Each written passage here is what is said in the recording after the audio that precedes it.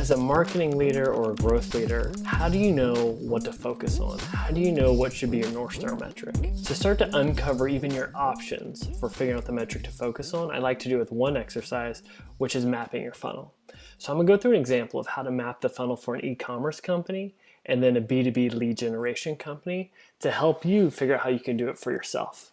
The first example is e-commerce company Muttonbow. They have a traditional funnel for like a Shopify e-commerce site where they're getting traffic from paid sources, from free sources, usually landing on their homepage.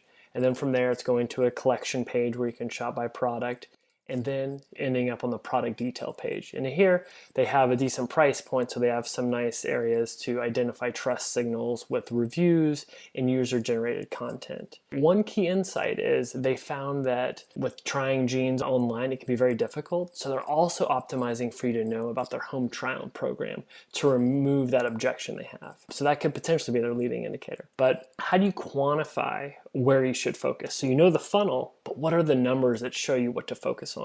So using a simple tool like Google Analytics, you can go to conversions, e-commerce, shopping behavior, and you can start to see not just the funnel, where are the drop-offs, where there's opportunities for you to focus. Looking at this data, there's a lot of people going to the home page and the collection page, but not a lot of people adding things to cart. So this could be an area of focus of working on going from top of funnel to bottom of the funnel to get people to get that intent. You could also look at what transactions are happening. If the add to cart is almost 7% and conversion is 1%, maybe it's about focusing here as far as that's what your metric that matters could be.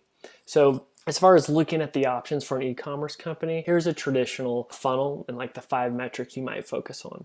First, traffic growth per month at top of the funnel. Second, what is your email sign-up rate once people get to the site? Third, are you getting people to add things to cart? So what is that add to cart rate? Fourth, what is the purchase rate? And then also, if people really like the product, you have a good NPS or leaving reviews, what is the referral rate to their friends through social or email? Usually we're seeing with e-commerce companies, a lot of times people start at the bottom of the funnel because that's the biggest issue with purchase rate. Now let's look at a B2B lead generation company. And I'll pick on my own company, GrowthHit. So we're an outsourced growth team. You can hire us to essentially do conversion rate optimization.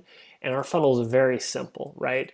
You come here and we really want to get you to schedule a free strategy call so we can qualify if it's even a fit to work with us. So usually you're coming to the homepage from ads or from one of our partners. You're going to the services page where you can learn more about our process, everything that we do. And then from here, you're going into Typeform where we can start to qualify you and see if it makes sense for us to work together and then book a Calendly. One of our potential leading indicators is going to our case study page to see types of clients we work with, results we've gotten. Another leading indicator is watching a webinar that we've done, just kind of viewing us as a thought leader. And again, in analytics, our funnel is very simple.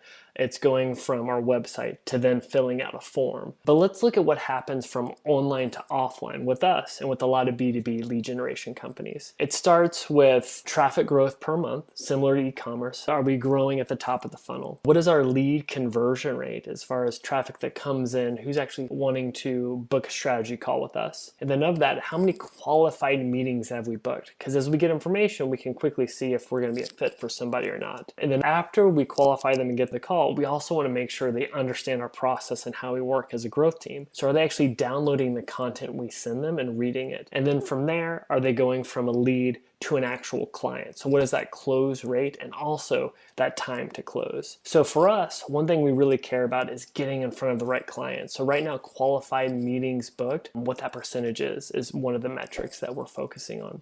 So hopefully this is helpful as we map the funnel for an e-commerce company and a B2B lead generation company as you're trying to figure out what are the metrics that matter to you and where in the funnel you should focus.